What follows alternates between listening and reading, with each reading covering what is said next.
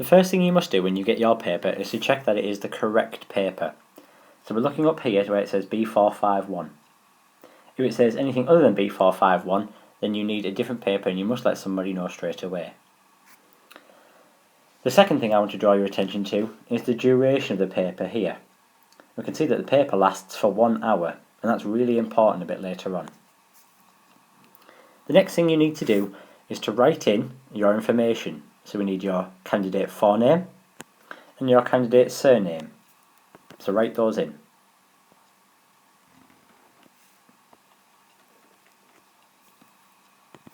Once you've done that, we then need the centre number and the candidate number. So fill those bits in.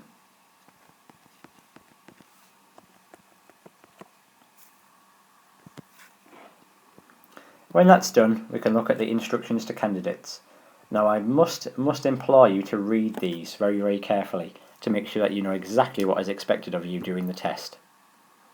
Let me run through a couple of important ones for you.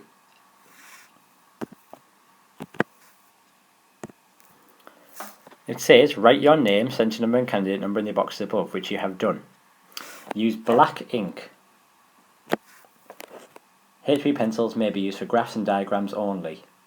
Answer all the questions. That's in bold, and that means you must answer all the questions. You will not get any marks for any questions that you leave blank. Remember that. The paper is split into two sections. Section A requires you to circle one answer per question. Circle.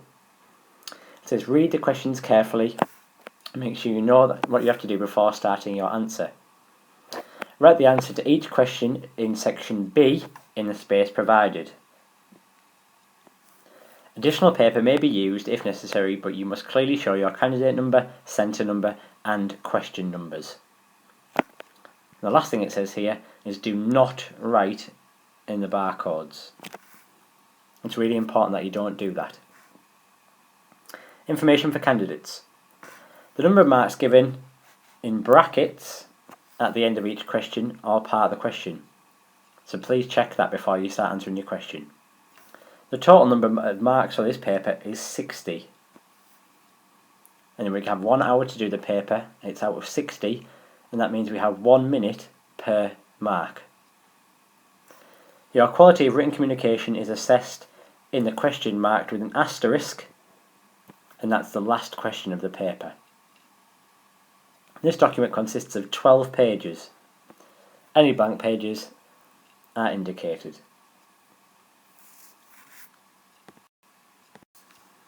Let's begin the paper. Section A.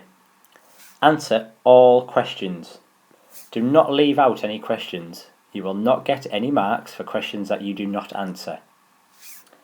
Please circle one answer per question. It's really important that you do this. However, if you do make a mistake, make it clear to the examiner that you have made a mistake, cross out your answer and circle the correct one. How Section A will work will be as follows.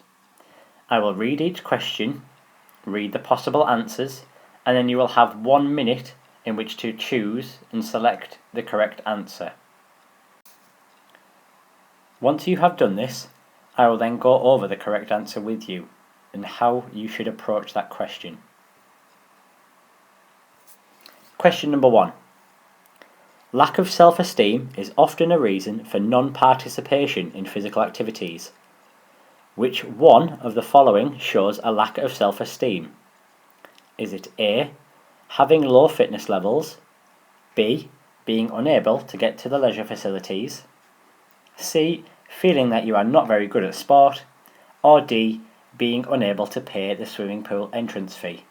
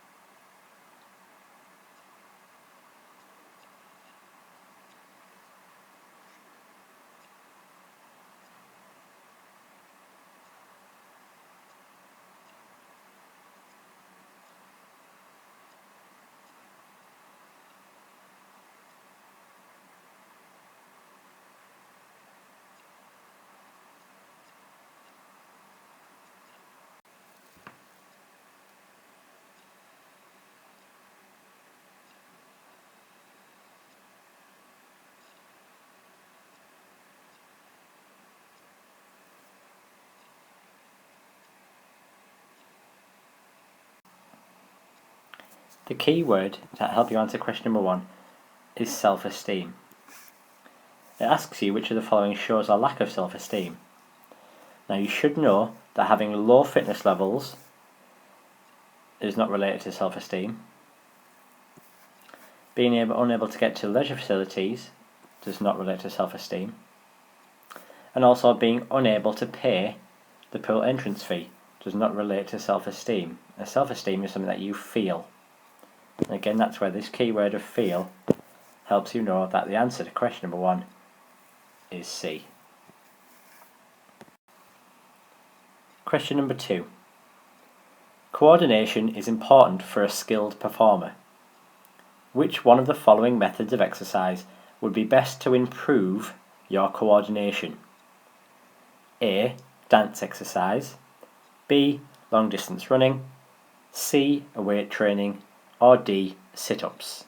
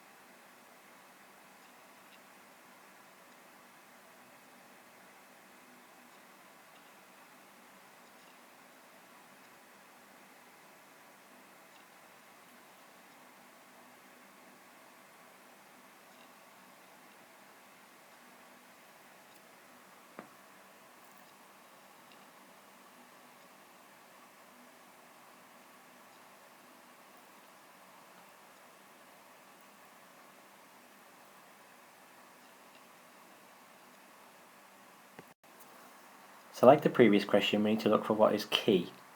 And the key term here is coordination. Now you should know, when you look at the possible answers, that long distance running does not improve coordination, but cardiovascular endurance or stamina. Weight training would improve strength or muscular endurance. And likewise, sit-ups will improve your muscular tone or muscular endurance of your abdominal muscles.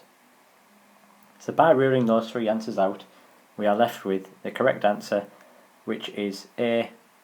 Dance exercise. Question number 3. Which one of the following is a key concept in physical education? A. Fundamental motor skills. B. Pathways. C. Peer pressure. Or D. Creativity.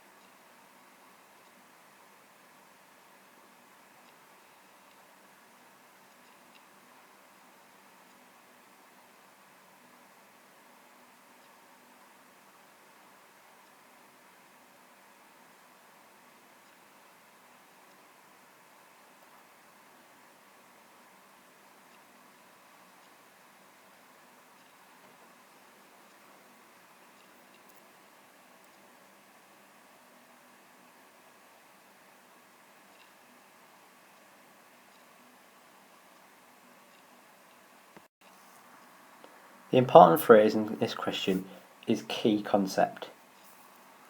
We need to look at the answers and see which one is a key concept. Looking at answer A, fundamental motor skills is not a key concept. Fundamental motor skills are things such as hitting, catching and throwing, so it's not that answer. B, pathways. Pathways include getting involved in the community, so it's not that one. C, peer pressure. Peer pressure is something that you suffer from or you succumb to in terms of your friends or people who you are close to putting pressure on you to do things that you maybe don't want to do. That is not a key concept. And that leaves us with answer D, which is the correct answer. Question number 4. Which one of the following is an example of health screening? A. Measuring endurance. B. Measuring strength. C. Measuring speed. Or D. Measuring blood pressure.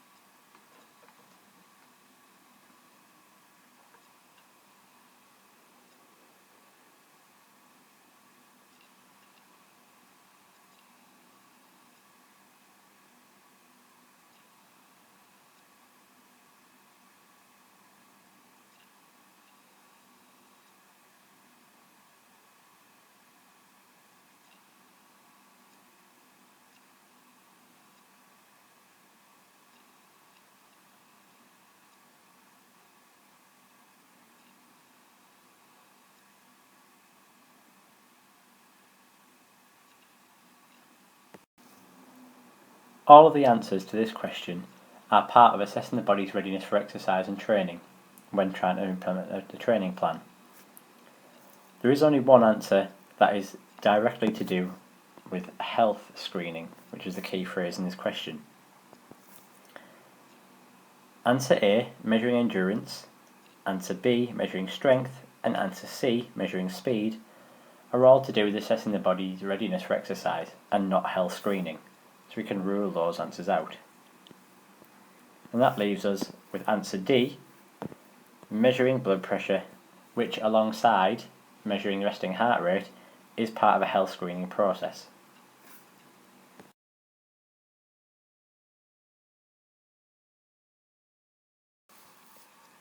Question 5. Muscular endurance is a component of fitness. Which one of the following best describes a good level of muscular endurance? A. To be able to run fast over 20 metres. B. To be able to keep lifting a weight without tiring too soon. C. To be able to stretch down to the floor with straight legs. Or D. To be able to lift a very heavy weight once.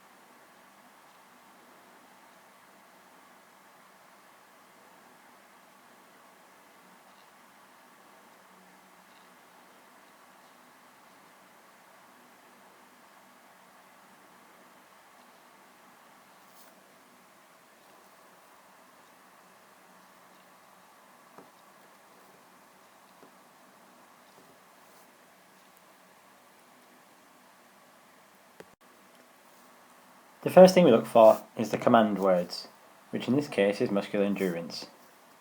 That's what it's asking us to find. By reading through them, hopefully we'll try and eliminate which ones don't involve muscular endurance. Answer A says to be able to run fast over 20 metres. Now, running fast would involve the use of speed, so it's not that one. C says to be able to stretch down to the floor with straight legs. Now, for stretching down to the floor, that would involve flexibility, so it's not that one. D says to be able to lift a very heavy weight once. Once would indicate that we're looking at strength as opposed to endurance, so it's not that one. So that leaves us with answer B, to be able to keep lifting a weight without tiring too soon. So B is the correct answer. Question 6. Which one of the following is a typical decision that is made by a leader in a physical activity? A. Decide when to pass the ball in a football match. B. Decide when to catch the ball in a netball match. C. Decide to try hard during an exercise class. Or D. Decide to call for a timeout in a basketball game.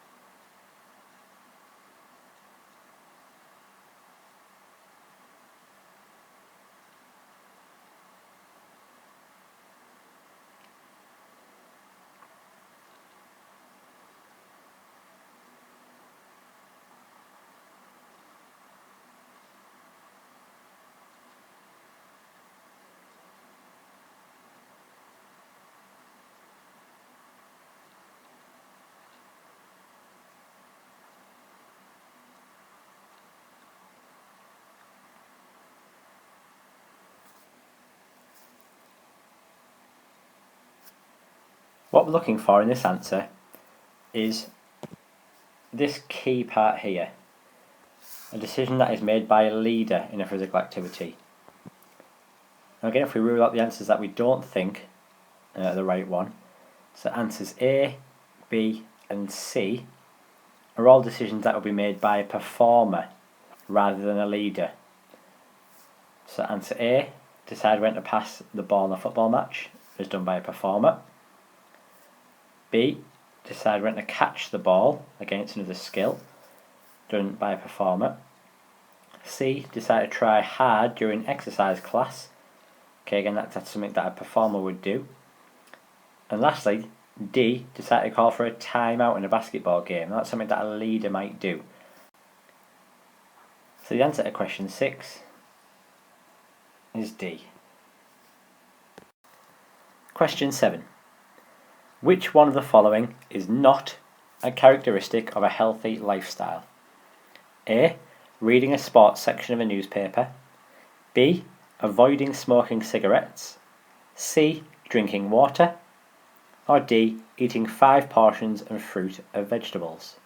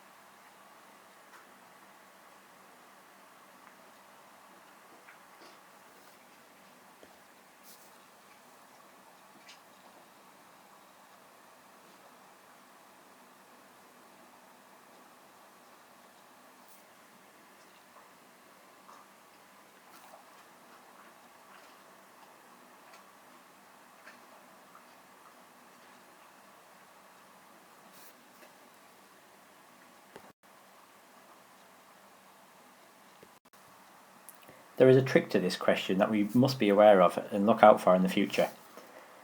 The question reads, which one of the following is not a characteristic of a healthy lifestyle? Now the word not is in bold, so it is there to try and help you out but also to try and trick you. So we've got to look at an answer that is not a characteristic as opposed to those that are. So if we look at those that are straight away and rule those out, then that will give us an indication as to which one is not. Avoiding smoking cigarettes. That is a characteristic, as is drinking water, and as is eating 5 portions of fruit or vegetables. So by ruling those 3 out, we are left with which one is not, which is answer A, reading a sports section of a newspaper. Question 8. Which one of the following is an example of a school curriculum promoting an active and healthy lifestyle? A, having cheaper meals at the school canteen.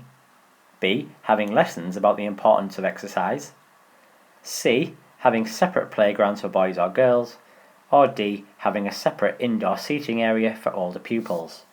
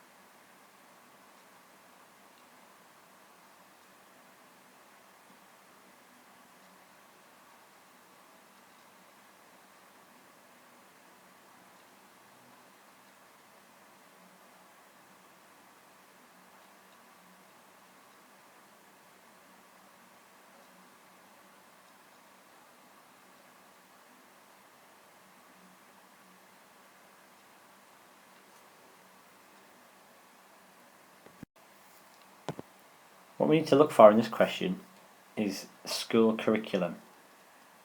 So the school curriculum in promoting an active and healthy lifestyle. Again, by ruling out those that don't involve the school curriculum will give us the answer. So having cheaper meals, that is nothing to do with the actual curriculum, what is being taught. Having a separate playground, That has nothing to do with what is being taught. And answer D, having a separate indoor seating area for all the pupils, again, is nothing to do with the school curriculum. By ruling those three out, we are left with answer B, having lessons, which is part of the school curriculum, about the importance of exercise, so therefore B is the correct answer. Question 9. Which one of the following is a recommended amount of exercise for an average 5 to 18-year-old? A. 120 minutes for 1 day per week. B. 60 minutes for 5 days per week. C. 140 minutes per week. Or D. 60 minutes for 1 day per week.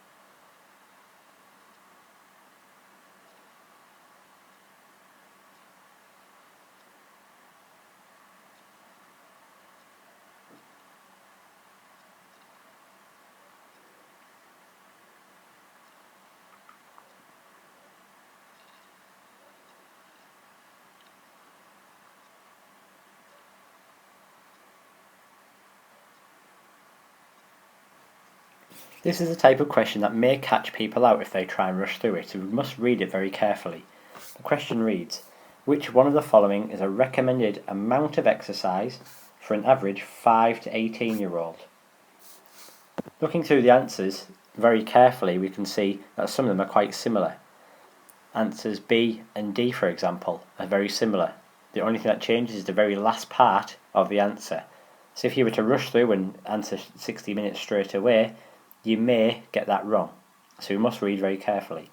So let's rule out the ones that it definitely isn't. It definitely isn't A, 120 minutes for 1 day per week. That would be 2 hours per day. It definitely isn't C, 140 minutes per week. So that leaves us with 2 possibles. Now if I'm to highlight the first part of each of the answers, you can see that they are similar, they're exactly the same. So if you do rush through, you may get it wrong. But if you read the rest of it, answer D says 60 minutes for 1 day per week. Now we know that's not right. So that would leave us with answer B, which is 60 minutes for 5 days per week.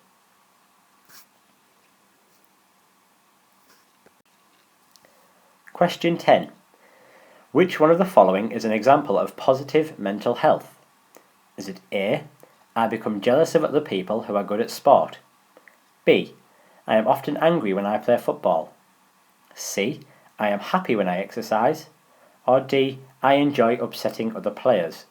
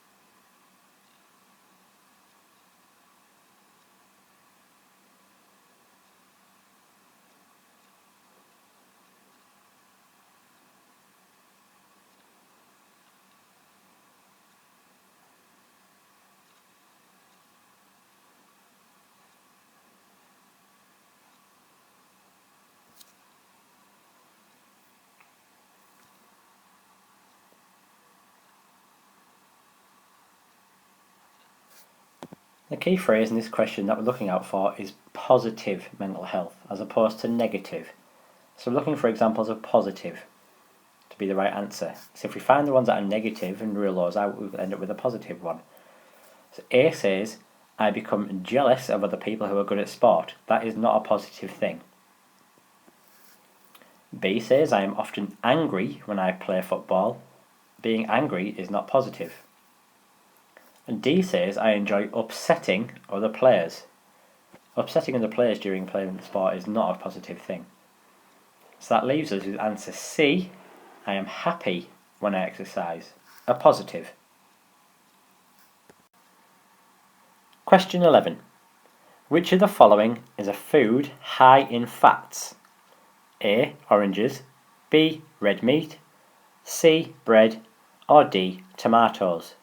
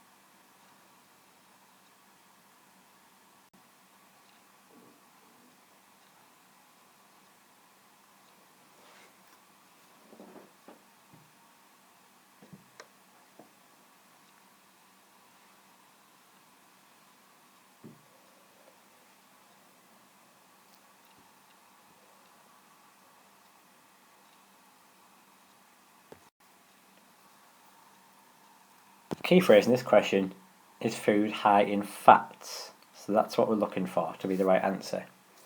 Let's rule out the ones that aren't. So A, oranges. That's a fruit and it has hardly any fat in it. C, bread, is a food high in carbohydrates but not fat. D, tomatoes, again, contains 0 fat. That leaves us with answer B, which again isn't the most obvious answer, because you may associate red meat with more protein as opposed to fats, but does contain a high amount of fat. The answer is B.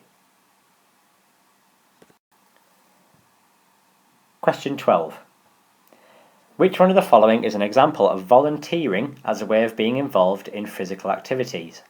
Is it A, employed by the local council as a leisure assistant, B, being coach of the England rugby team, C, running an unpaid exercise class at a local care home, or D, refereeing a professional football match?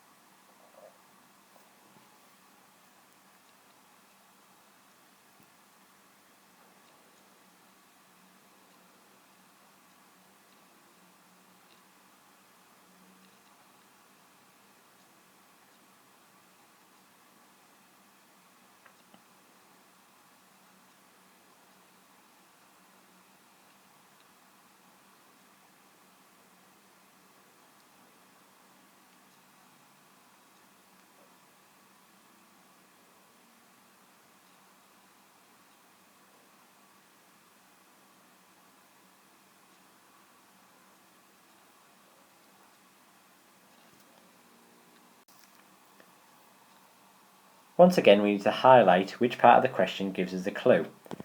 And for this question, the clue is volunteering. If you're a volunteer, you don't get paid to help out. So if we can rule out which ones infer that you do get paid, then that will give us the answer. Answer A, employed by a local council as a leisure assistant. If you're employed by somebody, you're getting paid by them. Answer B, being coach of the England rugby team. You would get paid for that role. Answer D, refereeing a professional football match requires you to be paid to do that job. So that leaves us with answer C, running an unpaid exercise class at a local care home. Unpaid being the key word there. Question 13. Which one of the following is an example of community sport? A, water skiing when you're on holiday, B, international rugby competitions, C, yoga class in a private gym, or D, local five-a-side football team?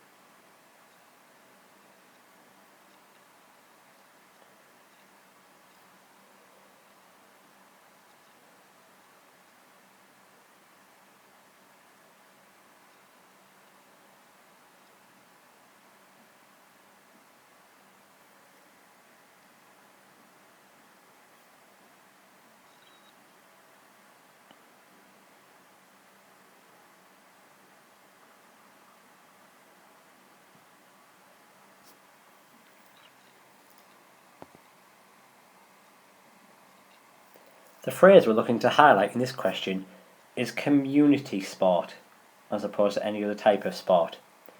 So once again, if we rule out the ones that aren't community, that will give us the answer. So water skiing, answer A, when you're on holiday, that is not a community sport. International rugby competitions, answer B, is not community. Answer C, yoga class in a private gym, is not community. And that leaves us with answer D, a local being the key word there for community, local five-a-side football team. D is the right answer. Moving on to question 14. Which one of the following is an example of discrimination in physical activities? A golf club preventing women from joining. B, an exercise class for beginners. C, a wheelchair ramp at the leisure centre. Or D, a creche for children at the swimming pool.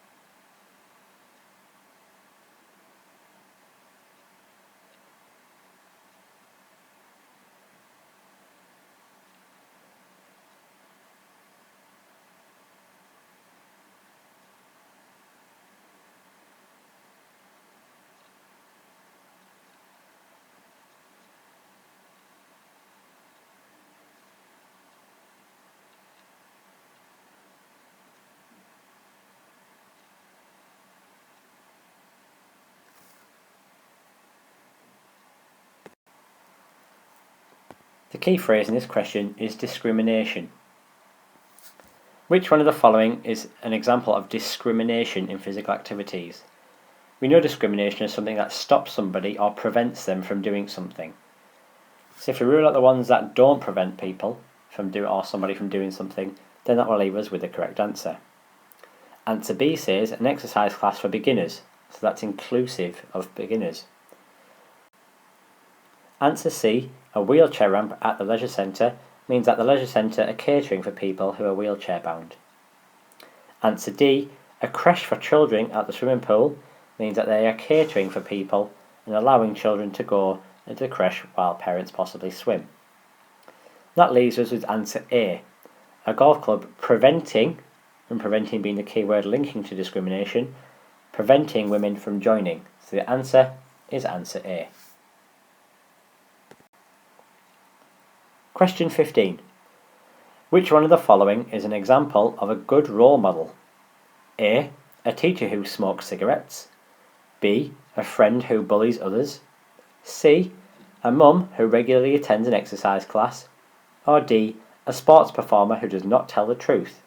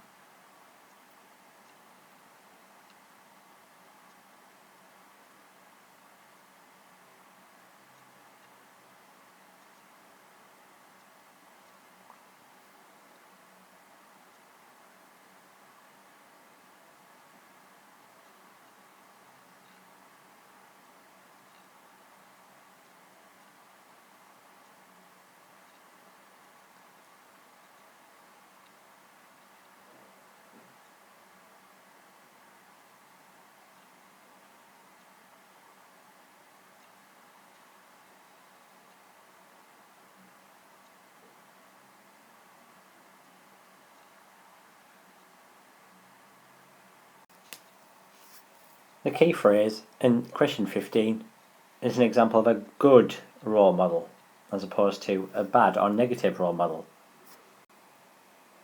If we identify the answers that indicate a negative or bad role model, that will leave us with the correct answer. Answer A, a teacher who smokes cigarettes, not a good role model. B, a friend who bullies others, not a good role model. And D, a sports performer who does not tell the truth, not a good role model. So by ruling those three out, we are left with answer C, a mum who regularly attends an exercise class. A very positive and good role model.